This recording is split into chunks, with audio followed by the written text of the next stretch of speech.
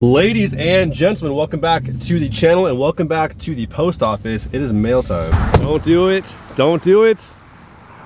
Oh, yeah. They say if you don't look back at your truck every time you get out of it, then you might have made the wrong purchase. I think we did pretty good. Even though this thing is absolutely filthy, it's covered in dust, pollen, ash. We've had some crazy wildfires like 5 miles that way. I live on the border of the evacuation zone that went into effect a couple days back. Now it's something like 60% contained, so the ash has finally calmed down. I think it might be time for a wash. One thing I've been really good about, aside from keeping everything on the outside of the truck nice and clean, is everything underneath, the undercarriage, the wheel barrels, the wheel wells, and all of these suspension components. I think it's really important to keep all that stuff nice and clean, especially on vehicles that are higher off the ground. Keeping all that stuff looking nice is the move. And just like that, it is mail time. Nothing too exciting came. I can promise you no one cares what's in that envelope. In this envelope right here though, I feel like might be something for the Ram. Now, side note, I picked up my custom license plates from the DMV over a month ago, and when I went to go pick them up, they told me they lost the little decal that goes right there on the left side of the plate where that blank square box is, honoring disabled vets. Well, they told me they're gonna mail out that decal over a month ago now, and it still has not showed up to my PO box. So we are rocking a custom plate that says it's wrap because, well, it's wrap, but we have no decal on the left side. I waited 6 months for those license plates and they show up with no decal. Maybe one day the DMV will get their act together. Man, the skies look so much clearer as of even a few days ago. The entire sky was orange when this fire first happened.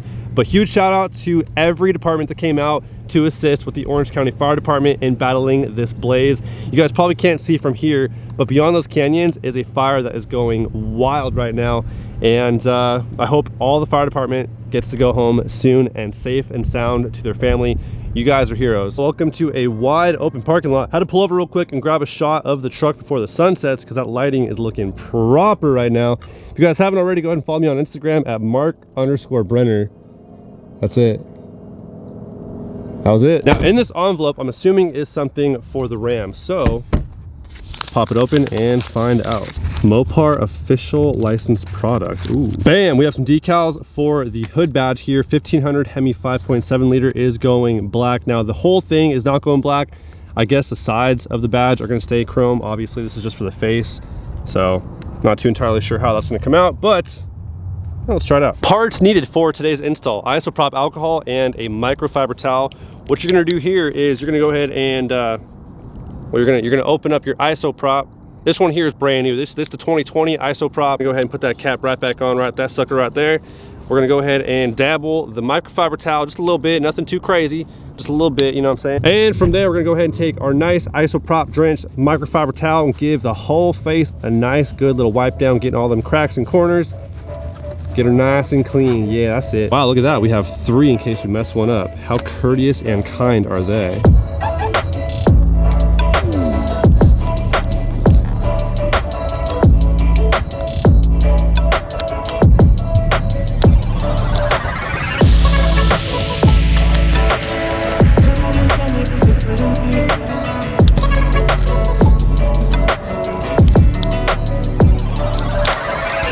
And just like that, this is a wrap.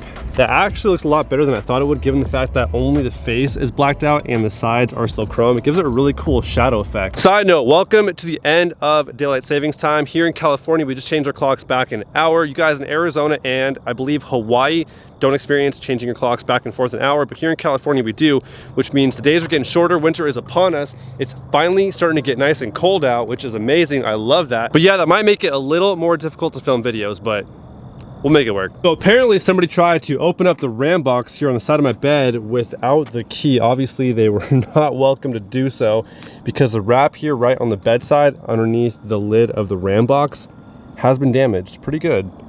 As you guys can see right there, it's been pulled back pretty aggressively. Definitely wasn't from failure of the wrap. That is like a real aggressive pullback, which presumably means somebody tried to bust open my Ram box, but fortunately nothing else was damaged. Everything is still in line. Nothing broke, nothing is scratched. Simply a little TLC needed on the wrap there. Probably have to replace the entire thing, which is fine. We're probably doing a new color soon anyways. But yeah, this truck is in all kinds of need of TLC for sure. We have a missing decal on the rear license plate. We have damage wrap there on the bedside. And the latest addition to the damages on the Ram is a crack in the windshield. As you guys can see, the impact point was right there. It went directly into the side of the windshield, started traveling towards the driver, and then went directly up, which is a good thing because that means I'm not in a hurry to replace the windshield. Considering the crack went directly up, it's not going all the way across in front of my point of view, making it not so much of an emergency. Now, the reason why I'm not trying to replace the windshield ASAP is because I just tinted my windshield with 50% full ceramic tint 2 days before it happened. I could not make this up. I know exactly when this happened too. I was behind a dump truck on the freeway and it just stormed boulder all over my truck. I pulled over off the next exit, checked out the truck, and didn't see any damages. I thought I was fine until the next morning. I noticed the crack on my windshield. So I had a dash cam in my windshield. It was taken down to install the window tint. You're not supposed to put any sort of mounting mechanism up in the windshield until the tint fully cures. So with that being said, I had no dash cam recording what was going on in the front of the truck, which I might have had a chance of holding the dump truck company liable for spilling all of the boulder on my truck and doing these damages. So I am SOL. So today's video is dedicated to all the reasons why you should have a dash cam in everything that you drive to. Number one, being involved in any type of accident. One of the reasons why insurance companies take so long to process a claim is because they have to go through all parties involved in the incident to determine exactly what happened, which could easily turn into a he said, she said situation. But either way, at the minimum, having dash cam footage or surveillance of some type, which odds are isn't going to happen from a camera phone. There's no warning, so odds are you have no chance to record a situation like that. So having that dash cam constantly rolling is going to be there when you need it. Not going to be any need to go back and forth.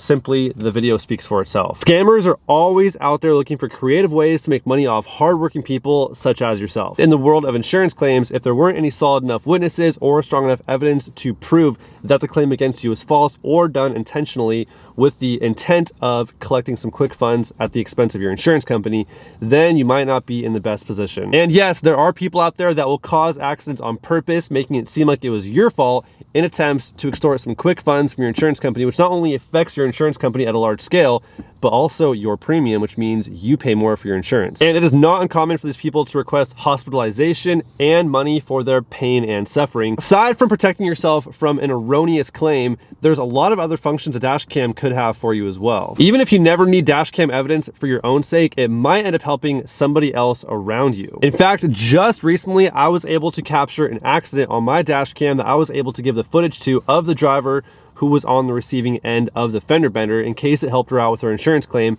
and it definitely did. What seemed like a standard fender bender turned out to be something what seemed kind of odd. You'll see the driver of the car that hit the Lexus backed up and made a right, what seemed almost like an attempt to get away, but he ended up pulling off into a parking lot. When he did that though, he quickly got out of his car, gave the driver his registration that he hit, said he needed to go, and then took off in a hurry. Now that's sort of odd behavior, and I didn't follow up with the lady to see what the argument was for his borderline fleeing the scene of an accident, as you are required to provide insurance information when you're involved in an accident like that. I bought my dash cam a couple years ago, and luckily for me, I haven't had to use it in any situation that has involved me being involved in an accident of any sort, so I'm lucky. But I have caught a lot of very close calls. I stay very woke when I'm driving. I'm always attentive to what's going on around me, so I've been able to avoid any close call, but I've been involved in quite a few of those. So let's run some of my dash cam footage and show you guys exactly what I'm talking about. So here's a simple little one, just me driving down the road, and casually this white car decides to fail to yield to turn right, and I slowed down. It was a close call. It wasn't that close, but too close for comfort. That type of stuff happens all the time. This one is super similar to the one that just happened. This guy didn't even tap the brakes and went right through a red light and right in front of me. It doesn't seem like I'm going that fast as I am. I'm doing probably about 40 miles an hour. So obviously I'm gonna go through an intersection relatively quick. And if I wasn't paying attention, which this guy clearly wasn't, then this could be a very bad situation for mostly him, but also me. And then he tries to stop. I don't know what he was doing, but it was all around kind of strange. I'm just casually driving down the road, going through an intersection, when you'll see the lane on my right-hand side coming to an end. You'll see the arrows, which means that lane is about to merge into the lane that I'm in, when a white four-door sedan merged in front of me and then hits the brakes for no apparent reason. There is nothing in front of that car that would cause that person to hit the brake. This one was bizarre. So I'm driving down the freeway at night when I'm approaching this Camaro that was in front of me, and gets over one lane. Now, mind you, I had no communication, this is my first time approaching this car. I was never in front of it or even next to it. And they get over one lane and come to almost a complete stop on the freeway. Now, as I'm approaching them, I have no idea if that person is going to then swerve into my lane or someone's going to jump out of the car. I don't know what's happening here. So I end up slowing down and passing them and getting over one lane because I don't know what's going on inside of this car. It's got super dark windows. I don't know who's in there, what they're thinking, what they're looking at. I don't know, but then they ended up zooming off and that was pretty much all there was to it. But yeah, kind of a weird one. Don't know if they mistook me for somebody else. Not too entirely sure, but nonetheless, that was definitely a strange one. Watch closely as a guy on rollerblades almost gets hit by that Mercedes right there. What? I have no words for that one, but that was definitely a close call for the guy on the skates. This kind of thing happens to me all the time. Watch the GMC Sierra just casually come right in my lane. Had no idea I was even there. Maybe he thought that was his lane. I don't know what the deal was, what was going through that person's mind, but that was a super close call. Situation like that, the owner of that truck could easily come back and say that I swerved into his lane. Nobody else is gonna pull over. At least you can't count on it. So if that guy or girl wanted to say that I turned into their lane, which again could easily turn into a 50-50 blame, which means no one's getting their car fixed. I'm out of pocket. This one freaked me out. Now, it's a totally normal situation except for the fact that there's a guy on a bike riding on the opposite side of the road and coming directly at me. So I come to an almost complete stop because I don't know why this guy, for one, is on that side of the road, not on the sidewalk, which you can see right there. He could have crossed that crosswalk right there and stayed on the sidewalk, but he decided to come directly at me, which kind of freaked me out. Here's a good one. Watch the car right in front of me. Decides to slow down, and I guess red lights, he's too good for him, and then just cruise right through it. I have to assume that he knew the light was red because, as you can see, he slows down quite a bit and then decides, well, I'm above red lights. I don't stop for those. So here's a good one. I'm sitting here at a green light waiting to turn left, waiting for traffic to either clear up or the light to turn yellow so I have a chance of turning left. I'm already out there in the intersection yielding. Light turns yellow, then it turns red, and then this BMW decides that he doesn't want to wait at a red light. Now, I know that intersection well enough, and I know that there is no green arrow for that BMW to turn right. So he blew right through a red light, didn't pay attention to me whatsoever, and almost caused an accident between us two. Pay special attention to the left side of your screen there. I'll freeze it right here. So you'll see a guy hovering on the passenger side of that little black car, and the car behind that door is wide open. The guy on the passenger side of that black car is the driver of that silver BMW. This guy in the BMW shattered the back window of that little black car and hopped back in his car and took off back on the freeway. This one was sketchy. Now, I saw it from a distance. You can't really see it too clearly in this video because it was dark and it's also kind of far away, but you'll notice that the light is currently red and right here it turns green. Now wait, 1, 2, 3, 4 seconds later, a tow truck just blatantly blows right through the intersection of that red light, and you see that black sedan that had just turned left had to slam on the brakes to avoid getting T-boned by this massive tow truck. So yeah, like I was saying, you may never need to use the footage for your own sake, but it might come in handy for somebody else. Some of the wildest photo and video opportunities happen in the blink of an eye with no time to react, with pulling your phone out and trying to open the camera or the video function to record whatever is happening right in front of you. You'll have little to no time to react, whether it be you saw a shooting star or a wild animal sighting. Something that you want to capture in the quickness is going to be nearly impossible to capture on your phone, since those things happen in the blink of an eye. That's where the dash cam has your back. There are all kinds of dash cams on the market, some with more features than others, with price points all over the place. Trying to pick one is a total headache. I know.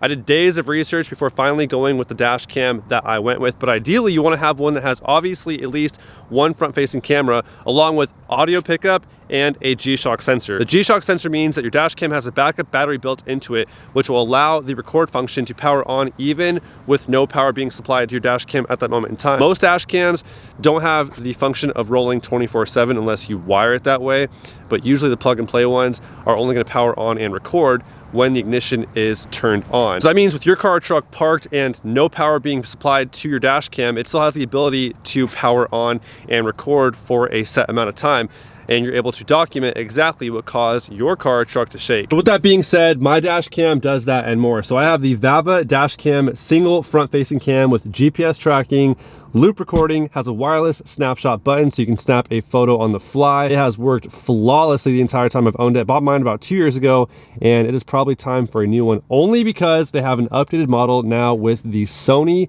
IMX317 sensor, which converts to enhanced night vision, 4K resolution, which mine is currently 1080p. I'll have both my current setup and the updated model in the description below, but there it is right there. Super sleek design. I like how this one doesn't have a screen, a big bulky screen. Real nice look. It's all Bluetooth to your phone, super low key.